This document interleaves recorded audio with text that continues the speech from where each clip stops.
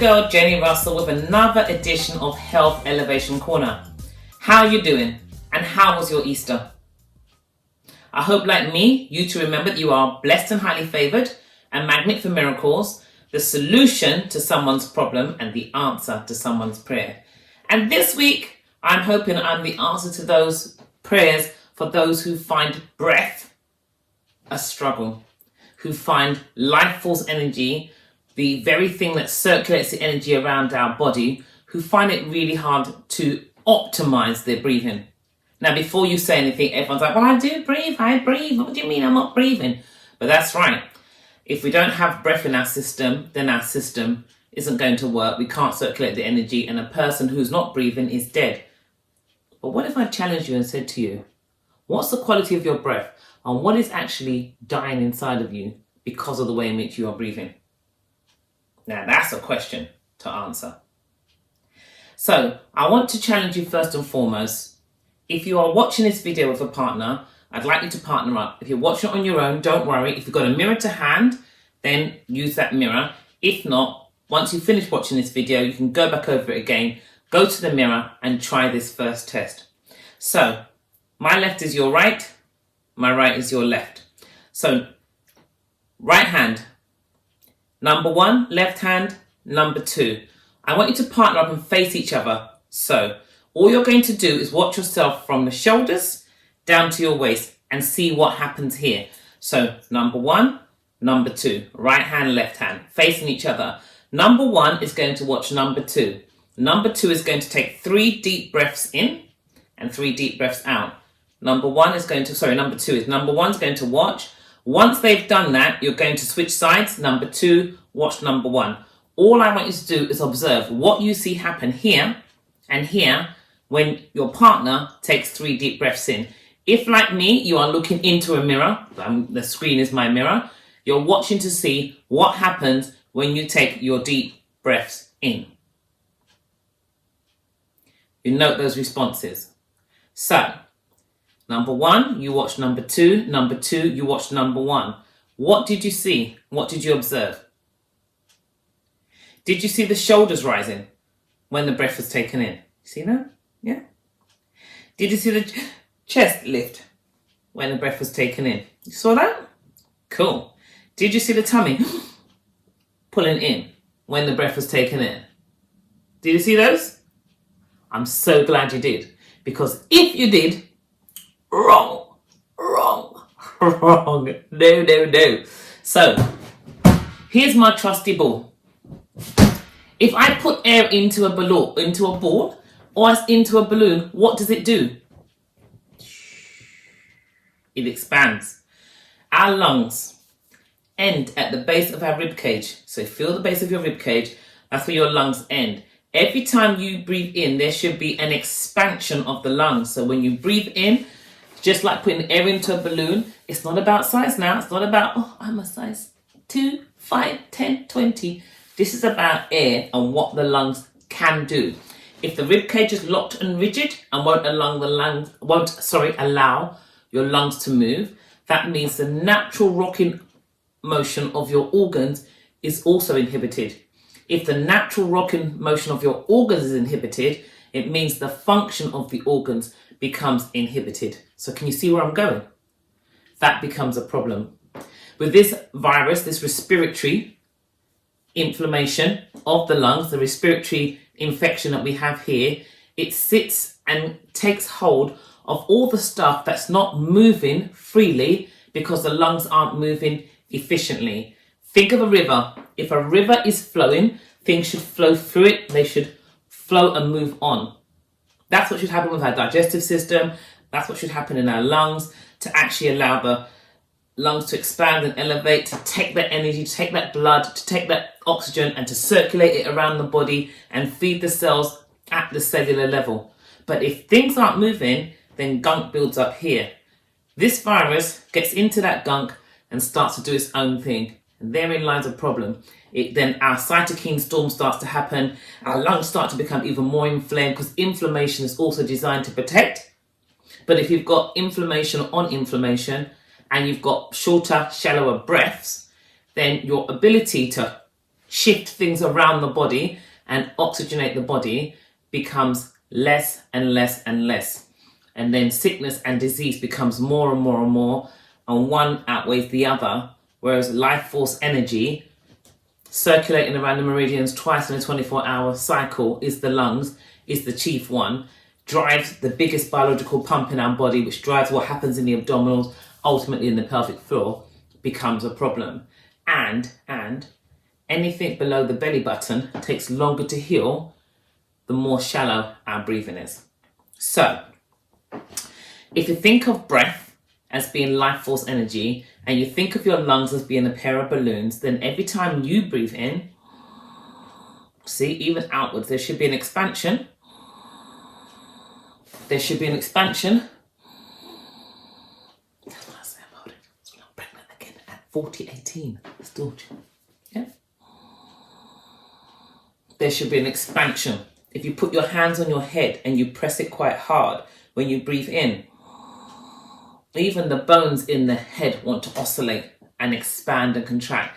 This is what actually keeps the organs healthy. It's what keeps the brain healthy. So we need to allow things to expand and contract. So our first thing to do is to maximize and master our breathing.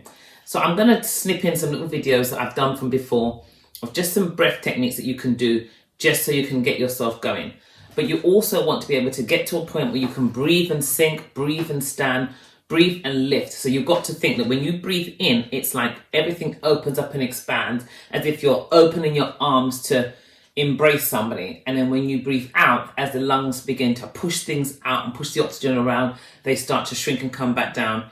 You come in. So breathe in, everything goes out. Yeah, tummy goes out, rib cage goes out, lungs expand and elevate. Breathe out, everything comes in. This means energy in, open, embrace the world. This means shut down. So typically what you really want is around about 4 seconds to 6 seconds, you want for the inhale. That's my clock ticking in the background. Out.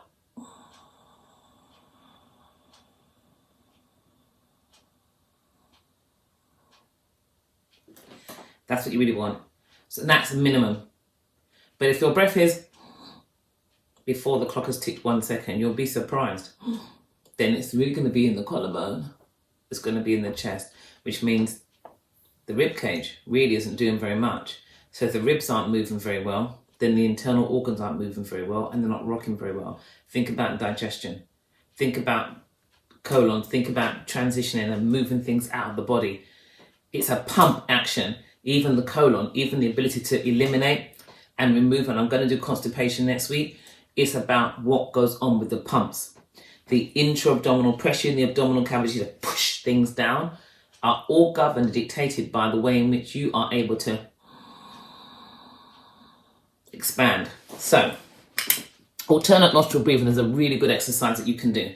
Literally, place the thumb on one nostril, the index finger sticks between the eyes, stays there all the time. So you exhale. You inhale. Expand. Take the second finger, block that nostril, release the thumb, breathe out.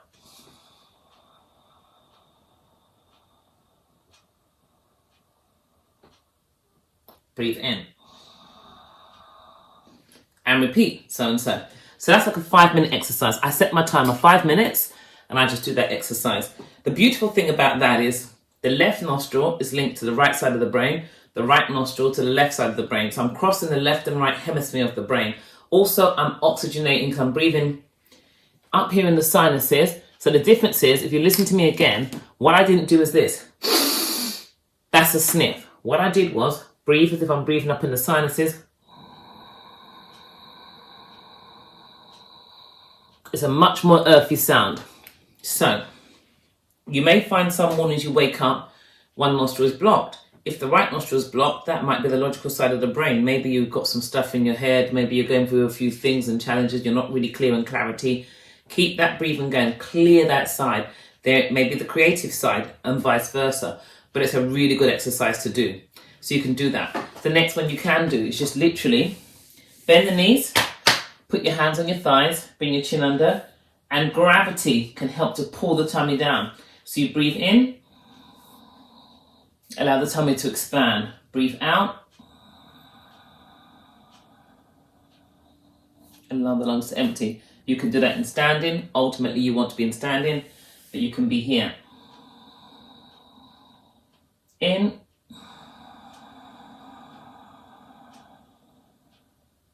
And out.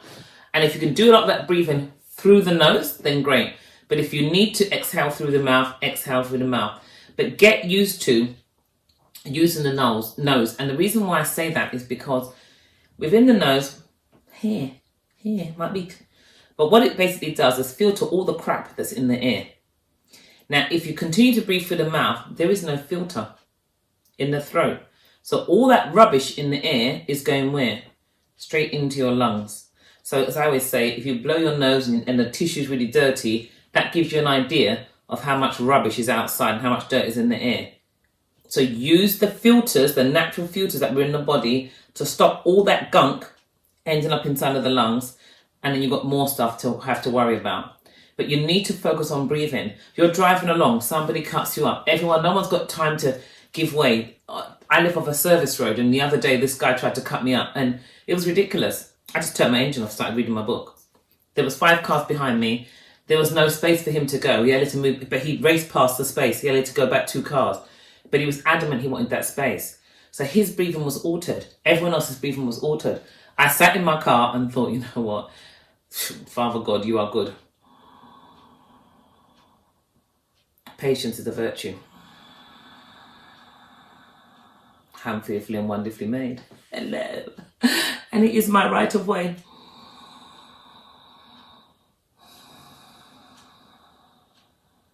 And I was able to carry on driving. That's conscious breathing. That takes practice. I wake up first thing in the morning, alternate nostril breathing, wake up the left and right hemisphere, oxygenate the blood, get things flowing around the system. Then I go into the Word and read my Bible. But it gets my eyes much more oxygenated and ready for the day. But at any point you can do these exercises, but get used to breathing. You can do them laying down on your back. You can do them on all fours where gravity is pulling in. But allow the tummy to expand. Allow the rib cage to expand and elevate. Because the pressure fluctuations here, the biggest biological pump is your diaphragm, around about 26,000 times a day. Make that pump work. Now, I'm not walking around all day going...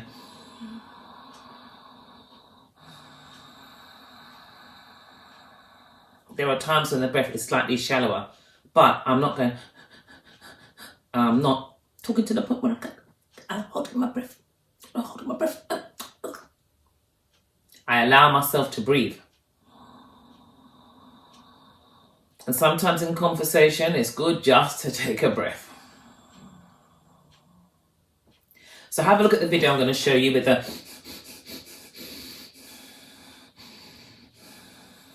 Get to a point where you can...